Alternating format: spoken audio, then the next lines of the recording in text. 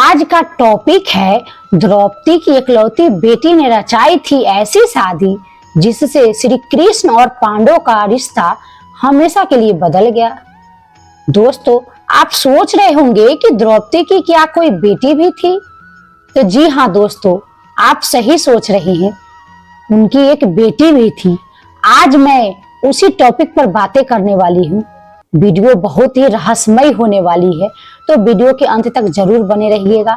तो चलिए मैं वीडियो को शुरू करती हूँ। महाभारत में जब सबसे शक्तिशाली महिला पात्रों की बात आती है तो सबसे पहला नाम द्रौपदी का आता है। दोस्तों, हम सभी जानते हैं कि 5 पांडवों की पत्नी बनी द्रौपदी के 5 बेटे थे, लेकिन क्या आप जानते हैं कि द्रौपदी की एक बेटी भी थी? महाभारत में श्री कृष्ण का द्रौपदी से रिश्ता हमेशा एक मार्गदर्शक और मित्र का रहा है। श्री कृष्ण और द्रौपदी एक अच्छे मित्र थे। दोनों हर एक दुख सुख एक दूसरे के साथ शेयर करते थे, लेकिन युधिष्ठिर और द्रौपदी की बेटी की शादी ने इस रिश्ते को भी बदल दिया।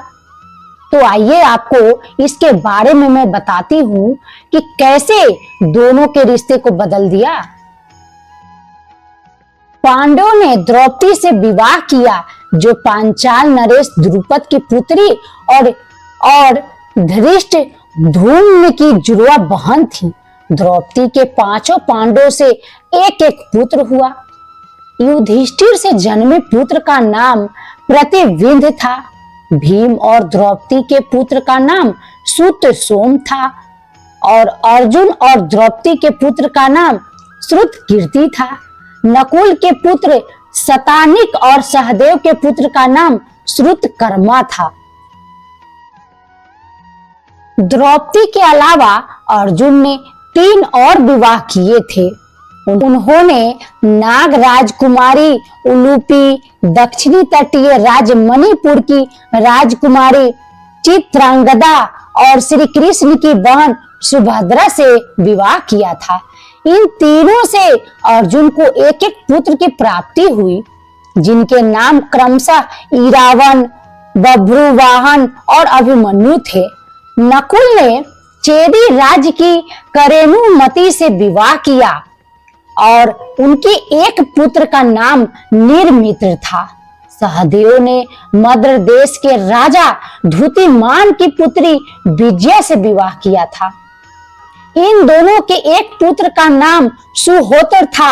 हालांकि विडंबना यह है कि ये सभी महाभारत युद्ध में मारे गए। पांडवों के इन सभी पुत्रों में से केवल अभिमन्यु ने ही कुरु वंश को आगे बढ़ाया। उनका विवाह मत्स्य देश के राजा विराट और सुदेशना की पुत्री उत्तरा से हुआ था। अभिमन्यु और उत्तरा के पुत्र परीक्षित थे। लेखिका अम्मी गन्नात्रा ने अपनी पुस्तक में इसका उल्लेख करते हुए बताया है कि लोक कथाओं के अनुसार द्रौपदी और युधिष्ठिर की एक पुत्री भी थी, जिसका नाम सुथानु था।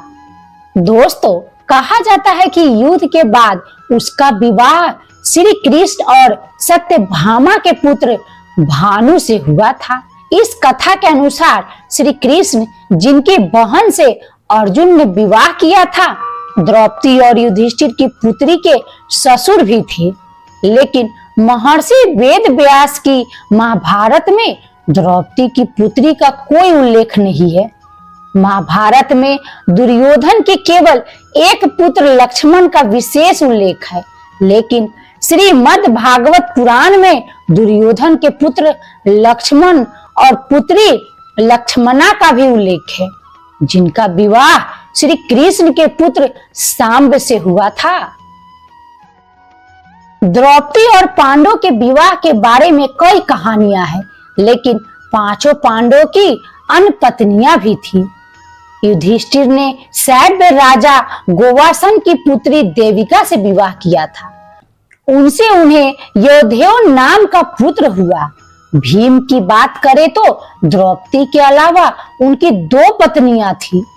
एक राक्षस जाति की हिडिंबा और दूसरी काशी की राजकुमारी वलंधरा। भीम को हिडिंबा से घटोत्कच और वलंधरा से स्वर्गरग नाम का पुत्र हुआ। आई होप दोस्तों इस वीडियो से आपको पता चल गया होगा कि श्री कृष्ण और पांडव का रिश्ता हमेशा के लिए क्यों बदल गया था। अगर वीडियो पसंद आए तो ज्यादा से ज्यादा शेयर करिएगा। मिलते हैं नेक्स्ट वीडियो में, तब तक के लिए खुश रहिए, खुशियां बांटते रहिए। कृष्णा जी आप सबकी मनोकामना पूरा करेंगे।